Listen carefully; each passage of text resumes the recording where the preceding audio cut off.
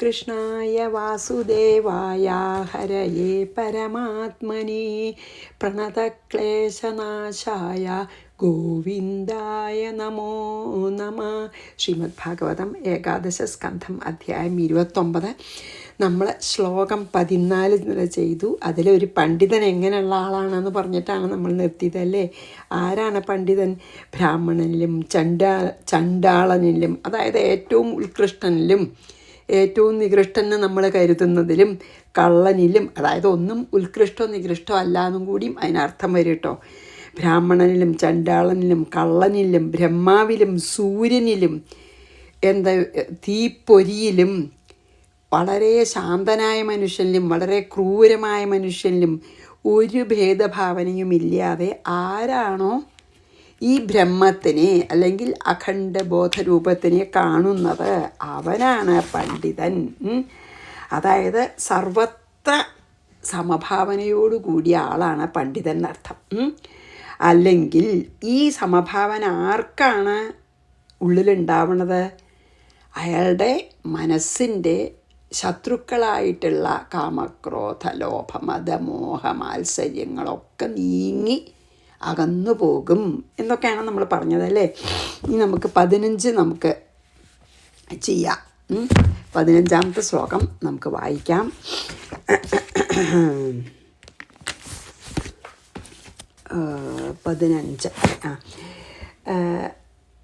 നരേഷ്വഭീക്ഷ്ണം മദ്ഭാവം പുംസോ ഭാവയതോചിരാൽ.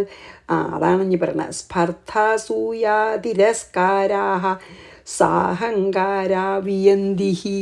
15. നരേഷു മനുഷ്യന്മാരിൽ അഭീക്ഷ്ണം പലപ്പോഴും മദ്ഭാവം ഭാവയത ഈശ്വരഭാവനയെ ചെയ്യുന്ന പുംസ പുരുഷൻ്റെ സ്പർദ്ധാസൂയാതിരസ്കാരാഹ അസൂയ സ്പർദ്ധ ഇങ്ങനത്തെ എന്താണ് വിപരീത ഗുണങ്ങളൊക്കെ അഹങ്കാരത്തോടു കൂടിയ ഹി വിയന്തി നിശ്ചയമായും നശിക്കുന്നു. അതാണ് ഈ പറഞ്ഞത് കേട്ടോ. അതായത് ഈ എന്താണ് മനുഷ്യരെ ആർക്കാണ് ഈ ഏത് മനുഷ്യനാണ് എൻ്റെ ഭാവം എപ്പോഴും എല്ലാറ്റിലും കാണുന്നത്, അല്ലെങ്കിൽ ഭഗവത് സാന്നിധ്യം എല്ലാറ്റിലും ആരാണ് കാണുന്ന? അങ്ങനെ സമഭാവനയോടു കൂടിയിട്ടുള്ള ഒരാളുടെ മനസ്സിൽ നിന്ന് സ്പർദ്ധയും അസൂയയും എല്ലാ അവഗണനാഭാവവും എല്ലാ നെഗറ്റീവായിട്ടുള്ള ഗുണങ്ങളും ഇല്ലാതെയായിത്തീരുന്നു.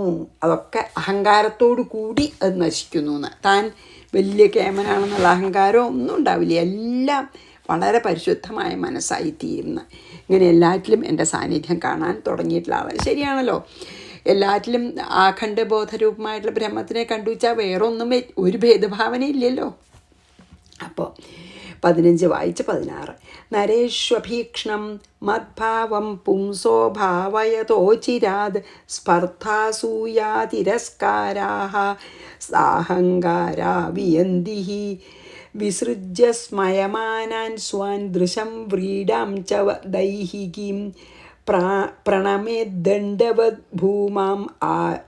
ഭൂമാവാശ്വചണ്ടാളാഗോഖരം.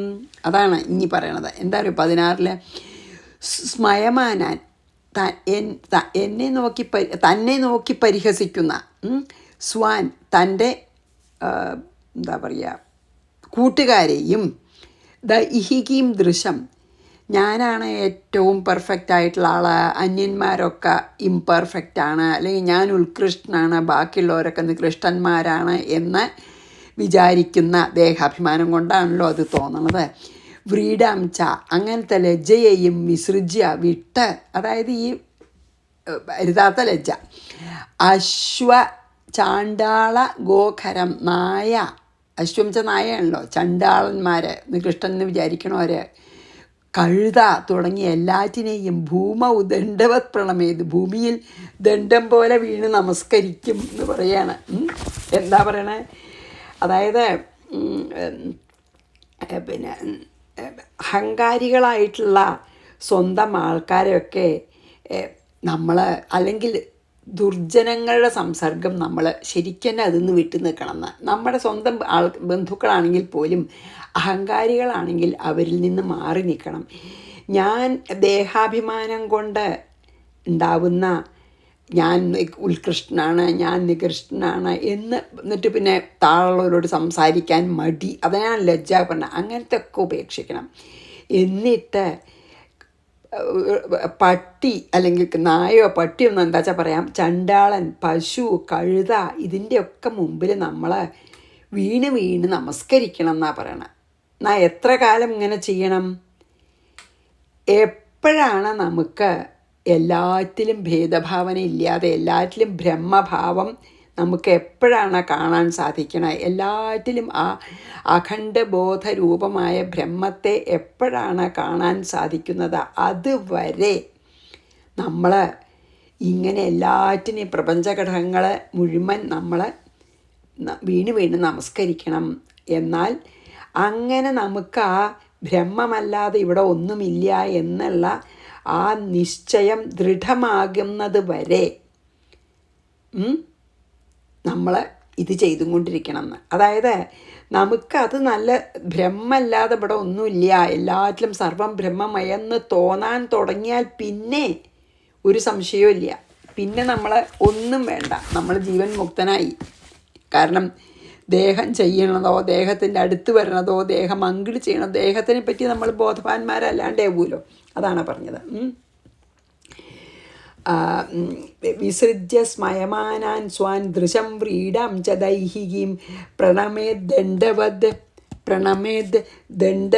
ഭൂമാവാശ്വ ചണ്ടാളഘോകരം. എല്ലാറ്റിനെയും നമ്മൾ വടി പോലെ വീണ് നമസ്കരിക്കണം എന്ന് പറയുകയാണ്. ഏതുവരെ? നമുക്ക് ബ്രഹ്മജ്ഞാനം ശരിക്കും ദൃഢമാവണവരെ.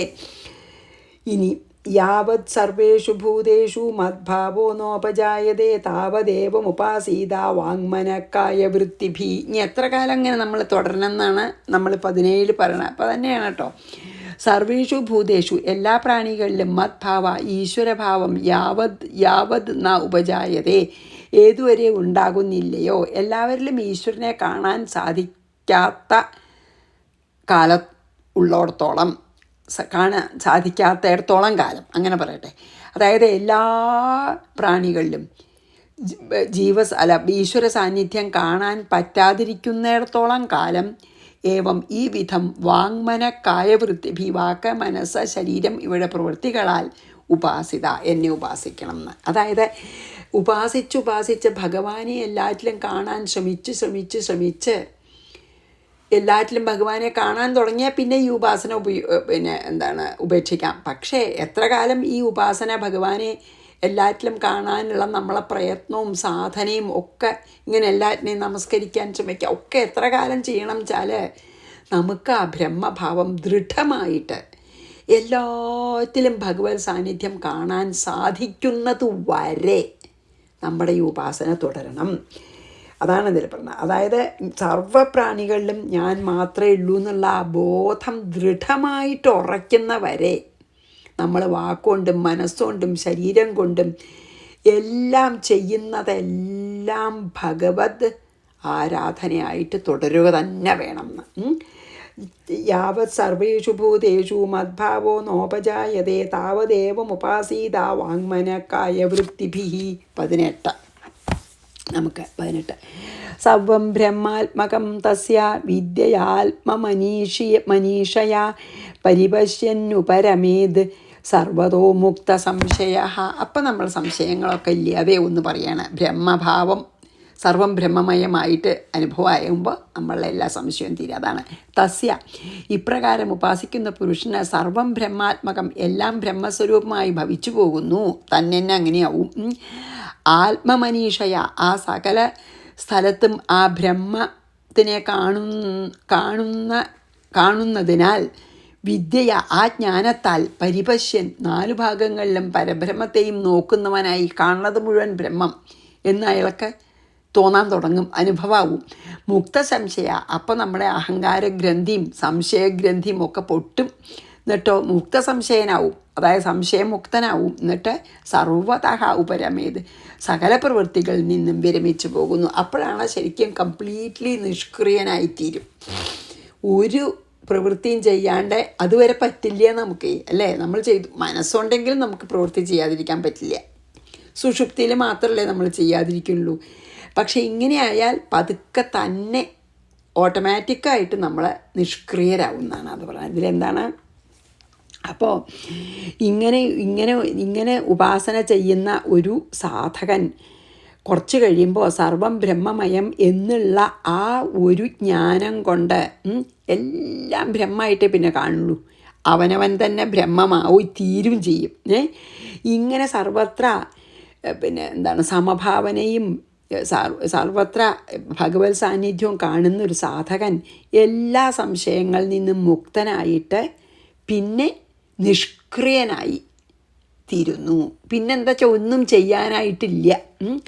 പിന്നെ ഒന്നും ആ ആളൊക്കെ ചെയ്യേണ്ടതായിട്ടില്ല, അറിയേണ്ടതായിട്ടില്ല, ഒന്നുമില്ല. അതാണ് അതിൽ പറയണത്. ചെയ്യേണ്ടതായിട്ടും അറിയേണ്ടതായിട്ടും ഒന്നുമില്ല. അതുകൊണ്ടാണ് ഈ ബ്രഹ്മഭാവം ഉറപ്പ് വരുത്തണം. ഇങ്ങനെ ഉറപ്പ് വന്ന ഈ സർവം ബ്രഹ്മമയം എന്ന അനുഭവം അനുഭവിക്കാൻ സാധിച്ചാൽ പിന്നെ എല്ലാം സംശയവും തീർന്നു. നമുക്ക് കർമ്മങ്ങളിൽ നിന്നൊക്കെ വിരമിക്കാം, ജ്ഞാനാഭ്യാസം തന്നെ അവസാനിപ്പിക്കാം എന്നാണ് പറയണത് കേട്ടോ. ഇനി നമുക്ക് 19 വായിക്കാം. 19 വായിക്കട്ടെ കേട്ടോ. അല്ല, 18. സർവം ബ്രഹ്മാത്മകം തസ്യ വിദ്യയാത്മമനീഷയാ പരിപശ്യന്നുപരമേത് സർവതോ മുക്തസംശയഃ അയം ഹി സർവകൽപ്പാനാം സദ്ധ്രീചീനോ മതോ മമ മദ്ഭാവ സർവഭൂതേഷു മനോവാക്ക് കായവൃത്തിഭി. 19 വളരെ നല്ലൊരു ശ്ലോകം. മനോവാക്കായ വൃത്തിഭി, മനസ്സ്, വാക്ക്, ശരീരം ഇവകളുടെ അവരുടെ പ്രവൃത്തികളാൽ സർവഭൂതേഷു മൽഭാവ എല്ലാ വസ്തുക്കളിലും എന്നെ കണ്ട് പരമാത്മദർശനം സാധിക്കുന്നുവോ. അയം ഹി ഇതുതന്നെയാണ് സർവകൽപ്പാനാം എല്ലാ ഉപായങ്ങളിലും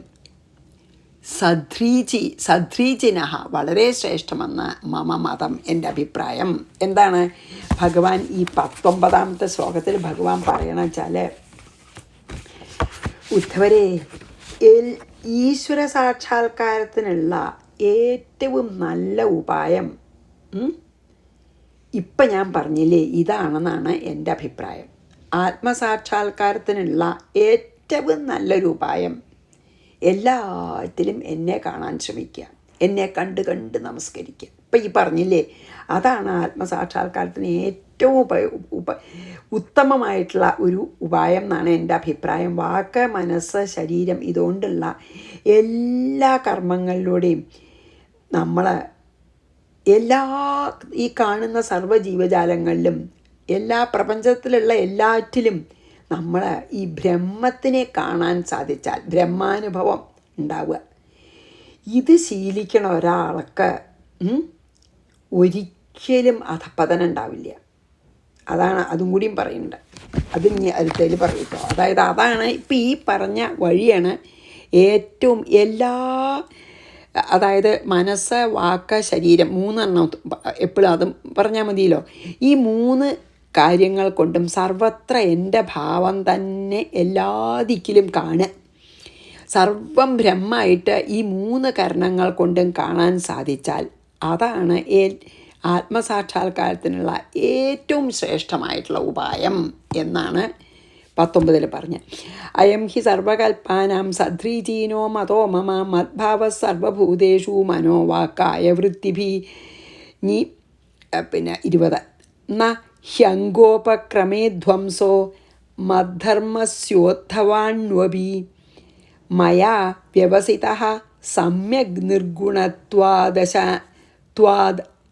അനാശിഷഃ. എന്താണ് 20 നമുക്ക് വാക്കിൻ്റെ അർത്ഥം നോക്കാം. ഉദ്ധവ, ഹേ ഉദ്ധവ, അനാശിഷഃ എന്ന് വെച്ചാൽ എന്താ? നിഷ്കാമം, ആശയില്ലാതെ, അനാശിഷ ഒരു തരത്തിലുള്ള ആഗ്രഹമില്ലാതെ നിഷ്കാമമായ മദ്ധർമ്മസ്യ ഈ ഭഗവത് ഉപാസനാരൂപമായ ഈ ഭാഗവത ധർമ്മത്തിനെ ഇപ്പം പറഞ്ഞ ഭാഗവത ധർമ്മത്തിനെ, അതായത് ഒന്നും ആഗ്രഹിക്കാതെ എല്ലാ കർമ്മങ്ങളും ഭഗവത് ആരാധനയായിട്ട് ചെയ്യുന്ന, അതാണ് ഭാഗവത ധർമ്മം. അത് നമ്മൾ ആദ്യം തൊട്ട് തന്നെ പറഞ്ഞുവല്ലോ. എന്താ ഭാഗവത ധർമ്മം? നമ്മൾ ചെയ്യുന്നതും പറയുന്നതും പിന്നെ വാക്കുകൊണ്ടും മനസ്സുകൊണ്ട് ചിന്തിക്കുന്നതും, ശരീരം കൊണ്ട് ചെയ്യുന്നതും വാക്കുകൊണ്ട് പറയുന്നതും മനസ്സുകൊണ്ട് ചിന്തിക്കുന്നതും ഒക്കെ ഭഗവത് ആരാധനയായിട്ട് ചെയ്യണം. അങ്ങനെ ചെയ്യണതാണ് ഭാഗവത ധർമ്മം. അപ്പോൾ മദ്ധർമ്മസേച്ച എന്താ? ഈ ഭഗവതോപാസനമായിട്ടുള്ള ഈ ഭാഗവത ധർമ്മത്തിനെ അംഗോപക്രമേ, അംഗത്തിനെ ആരംഭിച്ചത് കൊണ്ട്, അതായത് അസാധ്യമായാലും അണു അഭി മുതൽ അല്പം പോലും ധ്വംസാന്ന നശിക്കുന്നില്ല. അതായത് ഈ ഒരു പാത്തിൽ പോയാൽ, ഈ മാർഗത്തിൽ പോയാൽ അത് അധപ്പതനം ഉണ്ടാവില്ല എന്ന് പറയാണ്. നിർഗുണന്വാദ്, ഗുണസംബന്ധമില്ലാതിരിക്കുന്നതിനാൽ മയാ സമ്യക് വ്യവസിത, എന്നാൽ തന്നെ ശ്രേഷ്ഠമായത് എന്ന് ഞാൻ തീരുമാനിച്ചിട്ടുള്ളതാണ് എന്ന് പറയുകയാണ്. എന്താ അറിയോ പറയണത്? ഈ ഒരു ഇപ്പം ഭഗവാൻ പറഞ്ഞ ഈ വഴിയിൽ പോയാൽ, അതാണ് പറയണത്, ഇത് ശീലിക്കുന്ന, ഇങ്ങനെ വാക്കും മനസ്സും ശരീരവും കൊണ്ടും ചെയ്യുന്നതെല്ലാം ഭഗവത് ആരാധനയായിട്ട് നമ്മൾ അഭ്യസിച്ചാൽ, ഇത് ശീലിക്കുന്ന ഒരാൾക്ക് ഒരിക്കലും നമ്മൾ ആ മാർഗത്തിലൊരു അധപ്പതനം സംഭവിക്കില്ല എന്ന്, ഒരിക്കലും. അതായത് എന്താ വെച്ചാൽ ഈ ഒരു സകാമായിട്ടല്ല ഒന്നും ചെയ്യണത്, എന്തെങ്കിലും ഒരു ഫലം ആഗ്രഹിച്ചിട്ടല്ല ചെയ്യണത്. അപ്പോൾ ഈ മാർഗം, അതായത് ഭാഗവത ധർമ്മം അനുഷ്ഠിച്ചുകൊണ്ടുള്ള ആത്മസാക്ഷാത്കാരത്തിനുള്ളപ്പോൾ ഭഗവാൻ പറഞ്ഞില്ലേ, എന്താ ആ മാർഗം? എന്താ? മനസ്സുകൊണ്ടും വാക്കുകൊണ്ടും പ്രവൃത്തി കൊണ്ടും ചെയ്യുന്നതെല്ലാം ഭഗവത് അർപ്പണമായി ചെയ്യുക. അതാണ് ഭാഗവത ധർമ്മം. ചുരുക്കം അതാണ്. മനസ്സുകൊണ്ടും വാക്കുകൊണ്ടും ശരീരം കൊണ്ടും നമ്മൾ ചെയ്യുന്നതെല്ലാം നിഷ്കാമമായി, ഒന്നും പ്രതിഫലേച്ഛയില്ലാതെ എല്ലാം ഭഗവാന് അർപ്പണമായി ചെയ്യുക എന്നതാണ് പറഞ്ഞ. ഈ പറഞ്ഞ തന്നെയാണ് ഏറ്റവും നല്ല മാർഗം. കാരണം നമുക്ക് ഫലാപേക്ഷ ഇല്ലാത്തതുകൊണ്ട് ആ മാർഗത്തിൽ നമ്മളൊന്ന് നമ്മളെ സ്പീഡ് കുറഞ്ഞാലും അധപ്പതനം ഇല്ല എന്നാണ് പറയണത്. എന്താ വെച്ചാൽ സാധാരണ ധർമ്മം പോലെ ഗുണങ്ങളാൽ ഗുണാതീതാണ് ഈ ധർമ്മം. ഭാഗവതധർമ്മം ഗുണാതീതാണ്. ഈ മായലല്ലേ ഗുണം. ഗുണാതീതമായിട്ടുള്ള ഭാഗവതധർമ്മം അനുഷ്ഠിച്ചാൽ അതുകൊണ്ട് ഏറ്റവും ശ്രേഷ്ഠ അതാണ്. അത് ഒരിക്കലും അതിന്ന് ഒരു അധപ്പതനം ഉണ്ടാവില്ല. അതുകൊണ്ട് അതാണ് ഏറ്റവും നല്ല വഴിയെന്ന് ഞാൻ വിചാരിക്കണമെന്ന് പറയണം. ഭാഗവതധർമ്മം എന്താ? ഭാഗവതധർമ്മം അത് നമുക്ക് ഉറപ്പിക്കണം. എന്താ ഭാഗവതധർമ്മം അറിയോ? മനസ്സുകൊണ്ടും വാക്കുകൊണ്ടും ശരീരം കൊണ്ടും നമ്മൾ ചെയ്യുന്നതെല്ലാം ഭഗവത് അർച്ചനയായിട്ട്, ഭഗവത് ആരാധനയായിട്ട്, ഭഗവത് അർപ്പണമായിട്ട് ചെയ്യുക. ആ ഒരു പാത്തിൽ നമ്മൾ മുമ്പിലേക്ക് പോയാൽ നമുക്ക് ഒരിക്കലും പുറകോട്ട് പിന്നെ തിരിയേണ്ടി വരില്ല. എന്താ കാരണം വെച്ചാൽ ഫലാപേക്ഷയില്ലാതെ ചെയ്യുന്നത്, അതുകൊണ്ട് അതിന് ഒരു വീഴ്ച വരാനില്ല. ഗുണാതീതമായിട്ടുള്ള ഒരു മാർഗമാണ്. അപ്പോൾ ഗുണാതീതനായിട്ടുള്ള ഭഗവാനെ പ്രാപിക്കാൻ ഈ ഗുണാതീതമായ മാർഗത്തിനോളം നല്ല മാർഗം വേറെ ഇല്ല. എത്ര നന്നായി പറഞ്ഞു ഭഗവാനല്ലേ. ന ഹ്യങ്കോപക്രമേ ധ്വംസോ മദ്ധർമ്മസ്യാദ്ധവാണ്വപി മൽധർമ്മസ്യാദ്ധവാണ്വപി, അണുപോലും ചലിക്കില്ല എന്ന്. വാണ്വപി പറഞ്ഞില്ലേ, അണുപോലും. മയാ വ്യവസിത സമ്യക് നിർഗുണത്വാദനാശിഷാഹ, അതാണ് ഭഗവാൻ പറഞ്ഞത്. ഇനി 21. യോ മയി പരേ ധർമ്മ കൽപ്പതേ നിഷ്ഫലായ ചേത് തദായാസോ നിരർത്ഥ സ്യാദ് ഭയാദേരിവ സത്തമഹ. എന്താണ് 21-ൻ്റെ നമുക്ക് അർത്ഥം നോക്കാട്ടോ. 21. ഉത്തമ, ഹേ ഏറ്റവും ശ്രേഷ്ഠനായിട്ടുള്ള ഉദ്ധവ. എന്താണ് മയ 21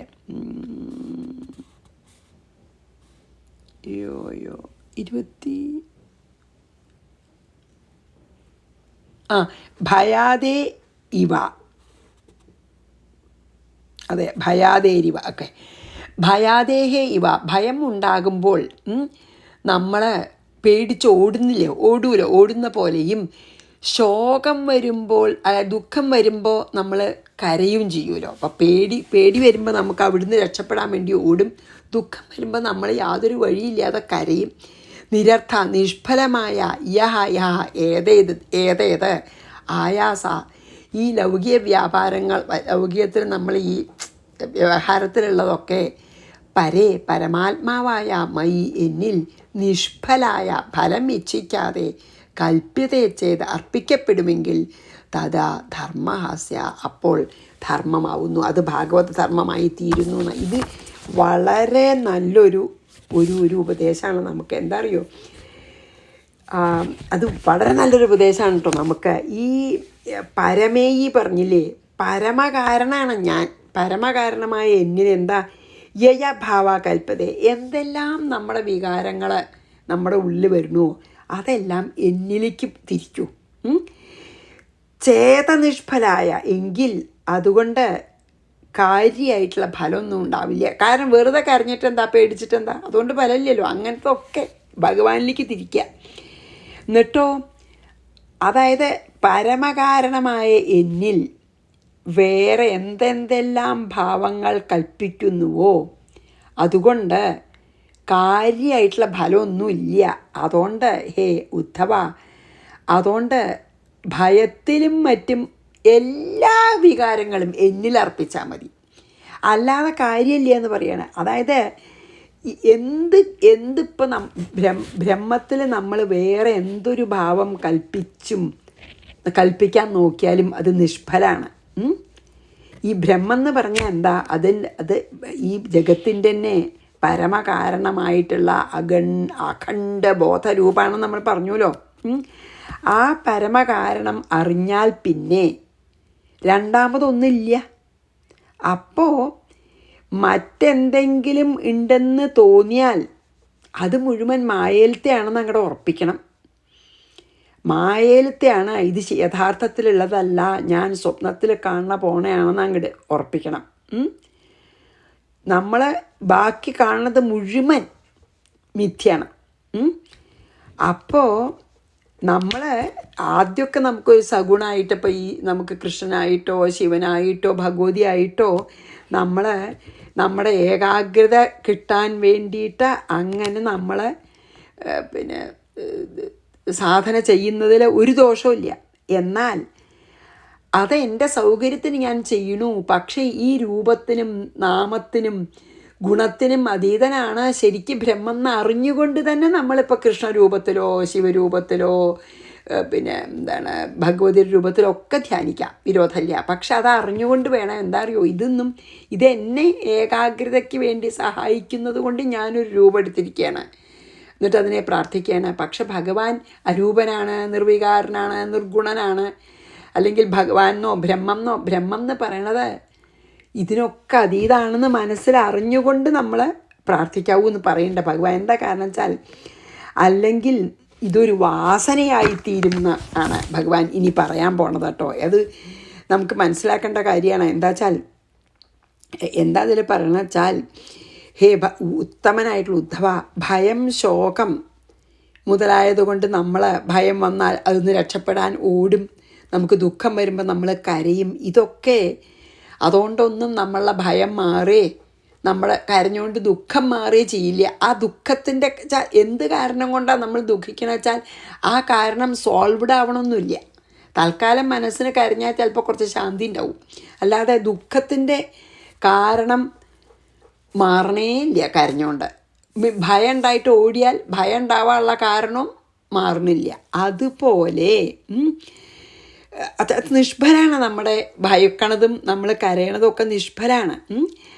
അതുപോലെയുള്ള എല്ലാ വ്യവഹാരത്തിലത്തെ ഇതും എന്നിൽ നിഷ്കാമമായി അർപ്പിക്കപ്പെടുന്ന പക്ഷം അതുപോലും ഭാഗവത ധർമ്മാവുന്നാണ് പറയണം.